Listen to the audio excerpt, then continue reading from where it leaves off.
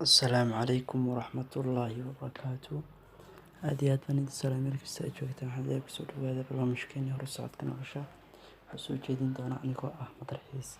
Haddaba weligaa ma isweydiisay maxaad u gaari laadahay guusha? maxaad uga mid noqon weyday dadka guusha gaadha?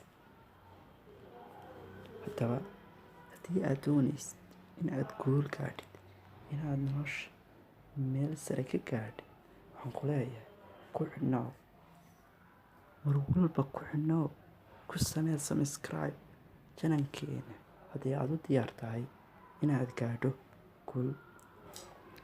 haddii aad u diyaar tahay in aad magacaaga waarisid, haddii aad doonaysid inaad noqotid in aad adduunkan ugu noolaatid si farxada, haddaba ku xidhnow channelkayga Madarxiis.